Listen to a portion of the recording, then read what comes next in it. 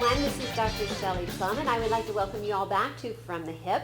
I am here today with Dr. Gena. Now, those of you not familiar, Dr. Gena is a chiropractor, and she is in South Florida and has such an amazing reputation. We would like to welcome you, Dr. Gena. How are you? I'm doing great. Thank you so much for having me. This studio is amazing, and I'm excited to have a lot of fun with you this morning. You know, there is, as you're probably aware, I'm in the medical field, and there's a lot of confusion surrounding chiropractic work, right? I agree with what that. you do, and did I say that correctly? Yeah, I hope you I said did. it properly. Okay, You said it perfectly. properly. So tell us what a chiropractor does. Okay. So you did hit the nail on the head there. I would say that there is a preconceived misconception about what it is that we're doing in the field of chiropractic. Really what it comes down to is making sure that your brain is effectively and adequately communicating with every organ, every tissue, every cell, and every part of your body so that you can heal, feel, and function at your best. I like that. Yeah, I like that because, you know, it's funny. We're kind of in a day and age, and correct me, tell me what you think about this, Sure. but we're in a day and age where there is a lot of medicines that are out there. Yeah. And there is possibly an overutilization of medicines. And what are your thoughts on that? So, personal opinion, yes, I would agree with you on that. I think that, people turn on the TV, what are we inundated with? Drug ads, take, your leg shakes, take this for that. There's a pill or a potion or a lotion for everything. And there is a time and a place for drugs and surgery. That's not what I'm here to say. Right. But I think that it should be a last result. Like, why not have a conservative approach first? Yes. And if we go through that and that's not working, well, then we can explore our medical options. Then we can explore, that's taking chemicals. Right. So it's just a shift in where we start, because what I do is considered alternative. But what about if this were to be mainstream and, taking medication became the alternative? So we'd have... See, I like that. Yeah. I like that because it's almost like addressing the root of the problem. If Yes. we know what the root of the problem is, we can get rid of it instead of, in some instances, and I agree with you, there are instances when surgery and medicines are definitely needed, but we always have to know that root, don't you think? 100%. And, you really, the word that you used there was getting to the cause. Chiropractic seeks to find out what the cause of whatever it is that's going on in your body. And this is why we see so many patients in the practice who come in and are feeling great. Why do you need to come in if you're feeling great? Well, it's for your wellness checkup. Right. Because you could potentially have something underlying, something that's called a subluxation happening in your body, and that's interference in how the brain and the body communicate, but you could still feel okay. Yes. But yet what do most of us do? We base our health just on how we're feeling. Right. Now that's true, and you're speaking, and my specialty is the foot and ankle, and we always tell patients they come in and they're orthopedics, for example, or even a chiropractor sometimes will refer them to us because their knee or their hip or their back helps, and what we do is we put them in orthotics. Everything is connected. You agree with that? 100%. Yeah. So wouldn't it be better and more beneficial to all the patients and all the people who needed that if they went for a healthier wellness checkup prior to having an issue, an ache, a complaint, or a concern, where now you have to pick up the pieces of having damage and injury? Right. If everybody went for wellness checkups and health checkups prior to all of that, think how much healthier the community and our society would be, and think about the long-term effects of how many less people we'd have taking medications and needing surgeries because, people did things right from the very beginning. Right. So what I'm hearing from you, and I concur with this, is prevention. Yes. Prevention is the best Yeah. medicine for sure. I have a question, and I've been dying for you to come in studio because I Okay. need an answer. Hopefully I have the answer. I bet you do, because I've been on your website, and I'm intrigued with a few things you do. But this is my question. I spend a lot of time on film. I spend a lot of time in front of the computer editing. So I'm like this. I'm all hunched over. Okay, so let's talk about that. I have terrible problems with strain up the back of my neck and headaches. So let's talk about headaches first. Okay. How does what you do address headaches? Great question. Everything that happens in the body happens through what's called your nervous system. So your brain's up here, it sends signals down your spinal cord, and then those signals go out and leave through nerves. Okay. So if I want my finger to move, it's because my brain signaled to that part of my body to tell my fingers to do that, and then we're signaling back, hey, we're doing the job, and life goes on. Right. So in the case of headaches, a lot of times that's coming from what's called a subluxation or irritation at this upper cervical area in the very top bone of the neck. So everything moves in the body, right? It's how our bodies move. And sometimes things can shift and move out of place and kind of get stuck like that. So now it can create a pressure and interference in how that signal is being transmitted from the brain out to whatever body part we're dealing with. That's interesting. I like that. And in the case of headaches, we're specifically looking at what's going on in this upper cervical area. So in the office, when we're doing evaluations, we'll use things like x-ray so we can see what the structural alignment looks like. We also do neurological testing so we could check what is the functional aspect that's happening and take all that information, combine it together to figure out, where is this person's problem coming from, and then how do we correct it through chiropractic care. That's great. That's great. So that really, it addresses the root of the problem. How about the strain of the neck from hunched over? What basic tips would you give us busy computer users? Okay. So that's everybody, right? In Right. 2016, about to be 2017, there's not a single person I know, or forget computers, what are we doing all day? We're on For sure. phones. Yes. So, and we're noticing this a lot more in children that we're working with, is that people are coming in and they're spending hours of their day forward. And so what happens is now it places a lot of extra pressure and tension on not only strain on the muscles in the back, but there's organs in here, like your heart and your lungs. It's a lot harder to breathe in Yes. fully when you're forward and flexed like this than it is when you're open and your lungs can actually expand. So now it's affecting other organ systems as well. So the number one tip that it can give you is if you're using a laptop, stop.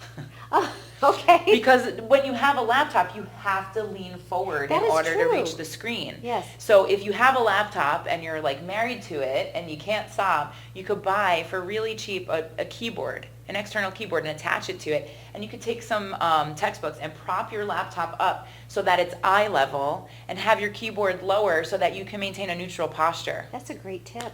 I didn't think about that. That's why I'm here. Right, exactly. And we work on laptops all the time. So how about exercises? Is there basic, simple exercises that we can do even seated while we're working away or during the day or postures that we should be conscious of while we're going through our day? Sure, it's a great question because so many of us are working at those computers, and we mentioned laptops. If you do have a desktop, same thing. You want to take some textbooks. You want to keep your screen directly in front of you so Yes. you're not rotating for hours at a time all day long while you're working, because now you're going to tighten all of these muscles and stretch all of these ones and create other imbalances in the body going forward. Right. Because this is all cumulative stress. See, most people think when you're in a car accident, boom, big impact. That's a macro trauma, and we understand that that's likely to cause some damage or change to happen. Right. But when you do repetitive stresses, these are micro traumas. They're small scale things, but you're doing them over and over and over again. And when you do that for, what do we do, 8 to 10 hours a day at our desk, right? Yeah. 5-6 days a week for years. Now it creates just as big an impact that sometimes can happen when someone's in a car accident. So things for us to be aware of. And you asked, what are some stretches we could do? Well, the key when you're at your desk is you want to be at what's called 90-90-90. So 90-degree angle for the knees, 90-degree at the hips, which would mean that I'm in a straight line and I'm not rounding forward. Okay. So I'm 90 degrees here, and then I want to have 90 degrees at my arms. Right. So this is when you're thinking, okay, how do I set up things in an ergonomically proper Hey, position? you're talking and my back is going, oh, Slowly straightening okay. up, yeah. This happens a lot when I introduce myself as a chiropractor. Right. Oh, Yeah. wait. I'm not judging you. I'm just here to help you. Yes, you are. But so you always want to be thinking in terms of neutral posture. So if you look at how a baby, when they first start to sit, what are they doing? They're at that 90-degree angle, they right? are, yes. They're breathing deep into their belly. When you look at an adult, what are they doing? This is the normal, comfortable posture for most people, because we've trained our bodies over time to be like that. And at first, when you say to someone, "Hey, sit up tall," I can't do it. It's uncomfortable. It hurts, because we've gotten so far away from normal that we've created a new normal for ourselves, which is a little more debilitating in the Yes. long run. So the number one thing that you could do for that is, switch your computer, change your ergonomics, your head's forward. Right. Computer screen at eye level, if not a little bit higher, to force you to sit up tall.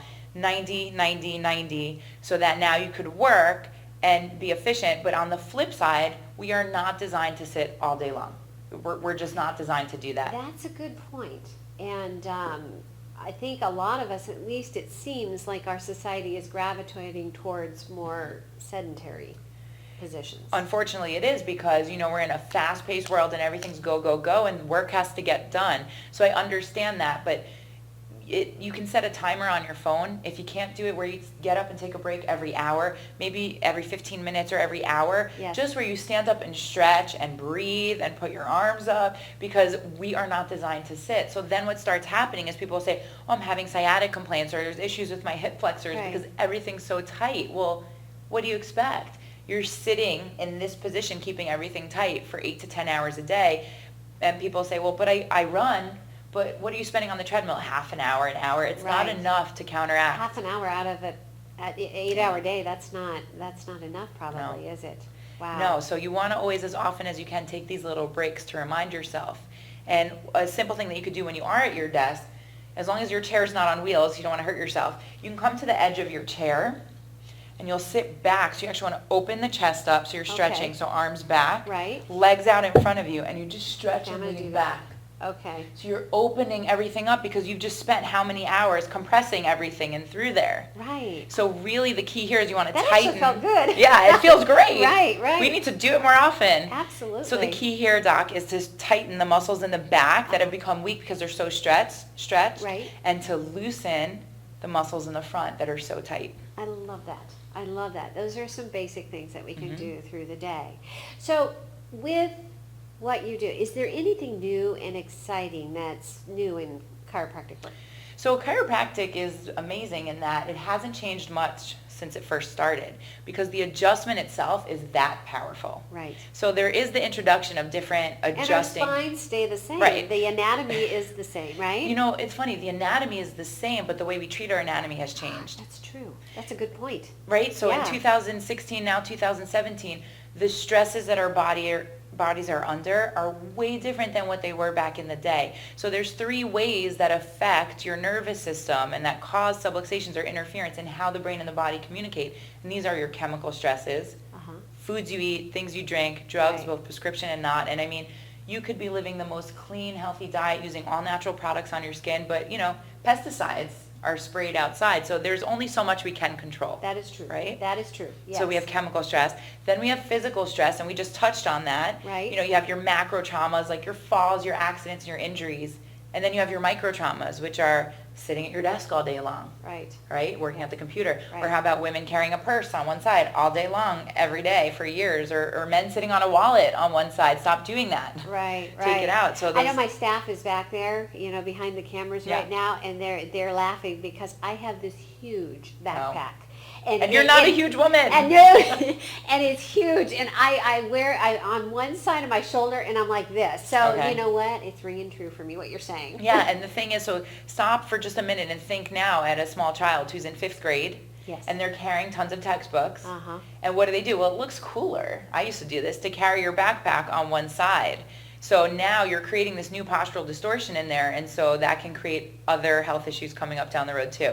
So if you do have to carry something on your back and you're wearing a backpack, you want to pull the straps as tight as possible. Yes. So it's pulled up higher on your back to evenly carry the weight load. You want it to be on both shoulders, and lighten your load. Carry some of the books in the front. If you have a really heavy purse, why? Right. You do not need to literally carry the weight of the world on your shoulders. That's true. I mean, even my hairdresser teases me that the backpack. I'm like one of those outdoorsmen. I have everything in there, Band-Aids, you name Yeah. it. So probably some of that I can unload. That will Yes. loosen the Lighten your load, Doc. lighten Lighten your load. That is right. So we have chemical stress, physical stress, and the Yes. last one's also emotional stress. Oh, And that's a big one. these look a lot different again in our day and age than they did way back when. Yes. So finances, relationships, work. I mean, there's so many things. Now social media and everything's expected to be immediate. Yes. So chemical stress, physical stress, and emotional stress, we need to be a little more mindful of what tools we use and how we go through our day so that we can minimize those stresses that are within our control as much as possible, and then continue to do proper ergonomics, exercises, and things to help support everything as a whole so our bodies can survive and Right. thrive. Okay, a survive and thrive. I love that. That's a good point, definitely. So for our viewers out there that are intrigued by what we're talking about and they really want to learn more or learn more about you, is there any tips that you would leave them with regards to their overall health? Yeah, the tip that I think is the most important for all of us to remember is that when we're alive, we are dynamic. We're never static. We never stay still. Yes. And we're always moving in one direction or the other. And we're either going to be moving towards better health or away from it. So I want to encourage everybody to start making healthier choices in regards to proper nutrition, adequate motion, quality rest, having a positive mental attitude, and having a properly functioning nervous system. When you're working on those 5 components and foundations for your health, Right. you're going to allow yourself to move towards that healthier side of the spectrum so that you really can thrive. I love that. I love that. For viewers that want to learn more about you and Sure. want to contact you, see you, read more about you, where would you point them? I would point you to my website, favoritechiropractor.com. We're also very active on all of our social media handles.